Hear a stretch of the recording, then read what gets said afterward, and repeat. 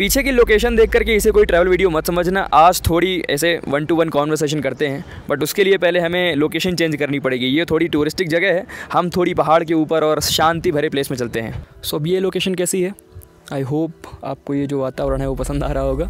मेरी यार ये फेवरेट लोकेशन है। जब मैं कभी उदास होता हूँ या फिर थोड़ी सी मायूसी होती है चेहरे पे, तो फिर मैं यहीं पे आ जाता हूँ, क्योंकि यहाँ पे कोई नहीं है, दूर दूर तक कोई नहीं है मेरे। वैसे लोकेशन दिखाने के लिए मैंने ये 13 mm लगाया था, अब थोड़ा सा 26 mm लगाते हैं ताकि थोड़ा सा पास आ जाए हम।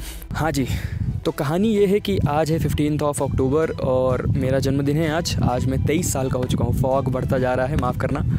और इन पिछले 2 सालों में मेरी ज़िंदगी में बहुत कुछ हुआ है। आप लोग पूछेंगे ऐसा क्या हो गया है भाई?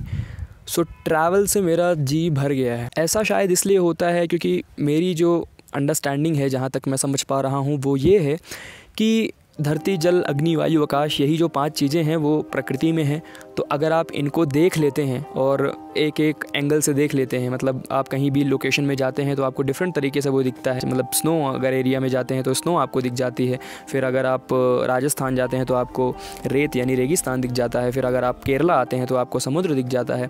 फिर आपको माउंटेन्स जो एकदम लद्दाख टाइप अगर देखना है तो वहाँ चले जाइए। फिर अगर आप प्रकृति बहुत ज़्यादा पसंद है तो इधर नागालैंड हो गया, अरुणाचल हो गया, मेघालय हो गया।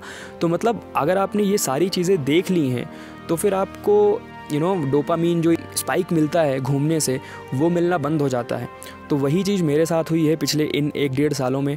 मैं थोड़ी सी स्टेबिलिटी लाने की कोशिश की अपनी ज़िंदगी में, लेकिन वही सिनेरियो है यार कि कहीं भी जाता हूँ मुझे 5 महीने में, 4 महीने में, 3 महीने में बोरियत होने लगती है और फिर इसके बाद से मैं वहाँ से उठ करके चल देता हूँ। इन पिछले कुछ महीने में मुझे ये भी पता चला है कि मैं इमोशनली काफ़ी ज़्यादा वीक हूँ।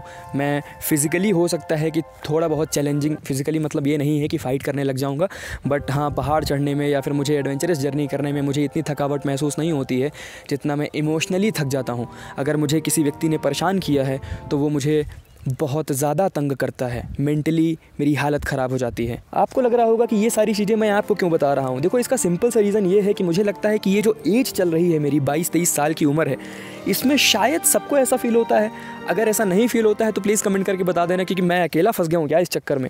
आजकल मुझे हर चीज़ को लेकर के इनसिक्योरिटी होती है, मेरी हाइट को लेकर के, मेरे लुक्स को लेकर के, मेरी बॉडी को लेकर के, ऑलमोस्ट एवरीथिंग। एंड ऐसा शायद इसलिए होता है कि मैंने दूसरे के ऊपर ध्यान देना ज़्यादा शुरू कर दिया है, अपने ऊपर देना छोड़ दिया है। आज से तकरीबन 1.5 या 2 साल पहले मैं अपनी ज़िंदगी में इतना मशरूफ़ था कि भाई मुझे दूसरे के बारे में सोचने का टाइम ही नहीं मिल रहा था। But when I got indulge into something else, तब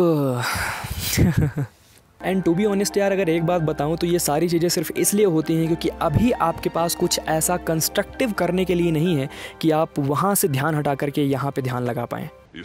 हाँ, क्योंकि आप खुद ही सोचो, अगर आपके पास प्रायोरिटीज़ कुछ और हैं तो फिर क्या आपका ध्यान इन सब चीज़ों पे जाएगा कि क्या आपका ध्यान उन सब चीज़ों पे जाएगा कि मेरी हाइट छोटी है, मेरा लुक्स मैटर करता है, ये फलाना ढिमकाना। इन सब चीज़ों को आप छोड़ करके किसी कंस्ट्रक्टिव काम पे लग रहे होगे, क्योंकि आपको उस समय पता होगा कि आपकी रिस्पॉन्सिबिलिटीज़ क्या हैं। And to be honest, I am scared to take responsibilities. तो क्या ये मुझे वीक बनाता है?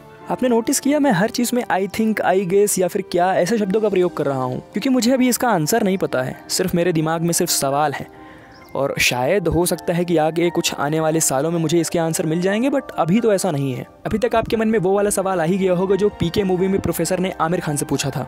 अरे कहना क्या चाहते हो? मैं कहना ये चाहता हूँ कि लाइफ इज एक्चुअली बोरिंग। देखो, विराट कोहली का रोज तो मन करता नहीं होगा कि रोज सुबह उठे, वो प्रैक्टिस सेशन में जाए। हो सकता है उसका बहुत ज़्यादा इंटरेस्ट है क्रिकेट खेलने में, लेकिन फिर भी 1-2 दिन 3 दिन ऐसा तो होता होगा ना कि भाई आज तो मन नहीं कर रहा है, बट फिर भी जाना पड़ता है। मेरे कहने का मतलब ये है कि लाइफ में आप चाहे कुछ भी काम कर रहे हो, आप पैशनेट हो उस चीज़ के लिए, आप जी जान लगा देना चाहते हो, चाहे वो फिल्म मेकिंग हो, चाहे वो कुछ भी हो, but the truth is life is actually boring. Doesn't matter आप क्या काम कर रहे हो, चाहे जितना भी ज़्यादा पसंदीदा काम हो, after a certain period of time आपको बोरियत होने लग जाती है उस काम से। बट वो ऐसी क्या चीज़ है जो उन्हें मजबूर करती है वो काम करने के लिए कि भाई हमें तो करना ही है? आउटकम नहीं है, क्योंकि अगर आउटकम से प्यार होगा तो प्रोसेस में मज़ा नहीं आएगा, अगर प्रोसेस में मज़ा नहीं आएगा तो फिर आउटकम कैसे मिलेगा? ये दोनों एक दूसरे के पहलू हैं। तो फिर वो क्या है जो लोगों को सफल बनाता है? इट्स डिसिप्लिन, जिसको हम हिंदी में निरंतरता या फिर अनुशासन भी कहते हैं। और इसका सबसे बड़ा एग्जाम्पल आप खुद ही हैं। अगर आप अपने 5 साल के पूर्व व्यक्ति को कंपेयर करें तो आप पाएंगे कि आप बिल्कुल डिफरेंट व्यक्ति हैं अभी।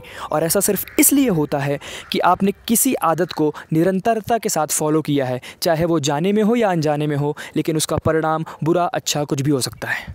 आपको जाते जाते एक मज़ेदार बात बताता हूँ। ये सारी बातें जो भी मैंने बताई कहीं ना कहीं आपको पता तो हैं, बट फिर भी आपने मुझे सुना क्यों? आंसर आपके पास ही है।